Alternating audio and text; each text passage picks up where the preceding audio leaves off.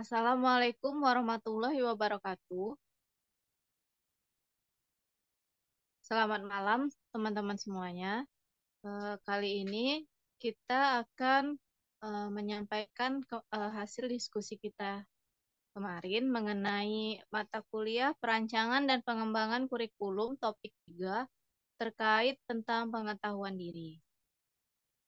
Langsung saja untuk materi yang pertama itu pengertian.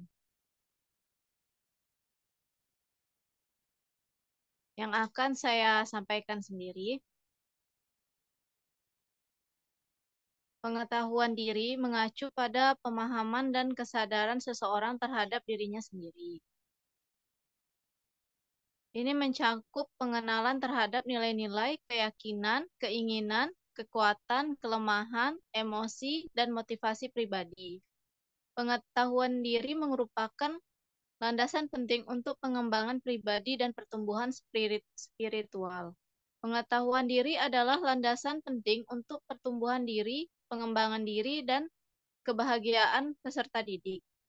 Dengan memahami diri sendiri, seseorang dapat membuat keputusan yang lebih baik, mengelola stres, dan membangun hubungan yang lebih sehat dengan orang lain. Proses ini sering melibatkan refleksi terus-menerus dan keterbukaan terhadap perubahan serta pengembangan pribadi. Nah, untuk slide selanjutnya akan disampaikan oleh Nia. Kepada Nia, disilahkan. Selanjutnya ada contoh konkret peserta didik bahwa mereka telah memiliki pengetahuan diri, yaitu pertama, siswa mempunyai refleksi diri, kemampuan secara kritis memeriksa dan merefleksikan pengalaman pribadi, tindakan, dan respons. Ini membantu memahami alasan di balik perilaku dan keputusannya. Seperti peserta didik dapat berpikir, kenapa saya seperti itu kepada teman saya? Jadi, kenapa ya tadi saya ngebully teman saya? Apakah itu akan menyakiti hatinya atau membuatnya sedih dan lain-lain? Nah, begitu. Saya kembalikan kepada moderator. Terima kasih kepada Nia untuk pembahasan selanjutnya. Kepada Denofri, dipersilahkan.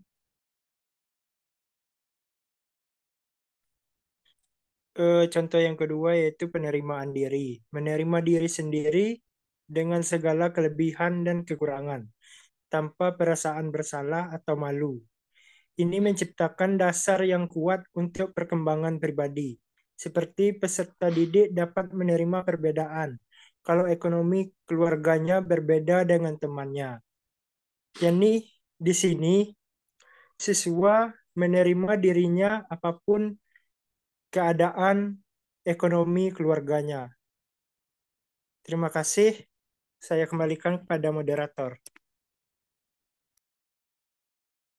Terima kasih Saudara Denofri. Untuk selanjutnya akan dilanjutkan kepada Saudara Arvin. Kepada Arvin, disilahkan.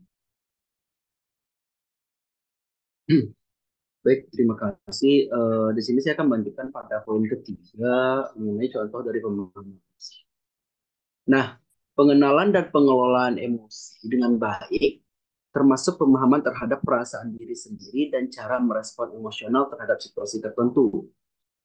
Hal ini dapat kita lihat seperti ketika diledekin dengan nama orang tua atau diberikan gelar oleh siswa yang lain, dia tidak merasa marah, akan tetapi dia dapat mengendalikan emosinya dan bisa menyampaikan kepada orang yang membulinya tersebut atau memberikan gelar dia tersebut bahwa hal itu tidak baik dan itu akan berdampak buruk ke depannya jika dia terus melanjutkan hal yang salah tersebut, pembulian tersebut. Nah, itu salah satu dari contoh pemahaman emosi. Selanjutnya, yang keempat itu mengidentifikasi kekuatan dan kelemahan. Nah, pertama, mengenali kekuatan-kekuatan unik yang dapat dimanfaatkannya. Kedua, mengakui dan memahami kelemahan untuk dapat mengelolanya atau mengembangkan dirinya. Seperti siswa dapat mengetahui bahwa dia ini lemah nih di suatu bidang tertentu, misalkan anggaplah itu bidang olahraga gitu. Sementara di bidang biologi, fisika, dan matematika dia jago gitu. Nah, gimana nih cara dia untuk bisa mengembangkan dirinya di bidang hal yang memang dia kuasai, dan bagaimana sih dirinya itu dapat, oh dia dapat meminimalisir resiko yang dialaminya ketika dia di bidang yang tidak dia kuasai. Nah, itu salah satu contoh dari pengidentifikasian kekuatan dan kelemahan seperti itu sendiri. Nah, saya kembalikan kepada moderator. Baik, terima kasih kepada Saudara Arvin. Nah, itulah tadi hasil pembahasan kita kemarin. Apakah teman-teman ada yang ingin menambahkan kembali atau memberi saran terkait topik kita 3 ini tentang pengetahuan diri?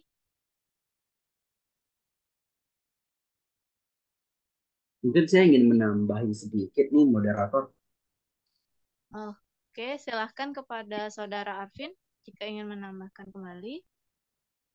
Nah, terima kasih kepada moderator. Nah, dari hal-hal tadi, dari salah satu bentuk dari pembahasan kita ya tentang pemahaman diri ya. Tentang pemahaman diri itu sendiri dapat kita ketahui sangat eh, erat kaitannya dengan layanan bimbingan konseling yang saat ini menjadi ranah eh, dari kita sendiri gitu untuk nantinya kita langsung terjun di lapangan gitu.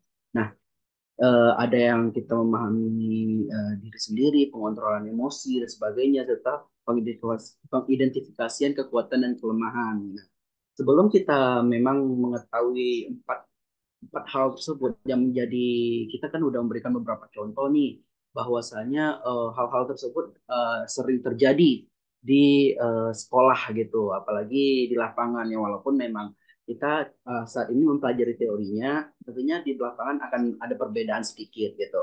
Tapi kita ini akan menjadi bekal kita, terutama bagi guru bimbingan konseling untuk nantinya memberikan pelayanan seperti pengendalian emosi tadi gitu. Hal ini sering sekali kita lihat pada remaja kan gitu.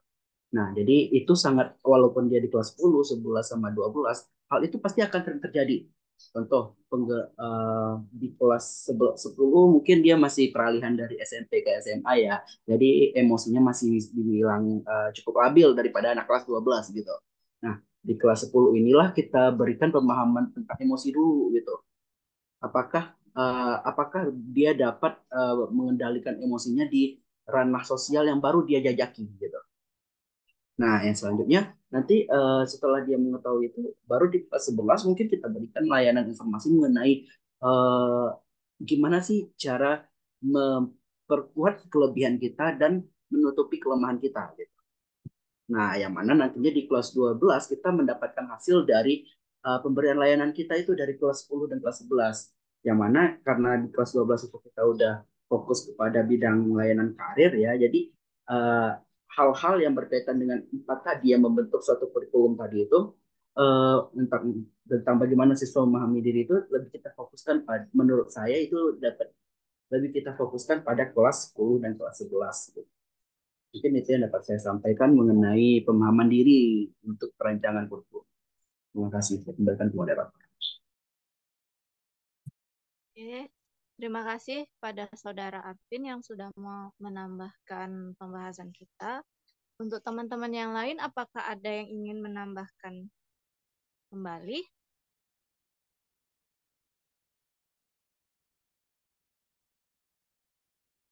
Oke, jika dirasa cukup, kita cukupkan pembahasan kita pada pertemuan kali ini. Terima kasih kepada teman-teman sudah mau ikut berpartisipasi pada pertemuan kita melalui Zoom ini. Saya akhiri dengan wassalamualaikum warahmatullahi wabarakatuh.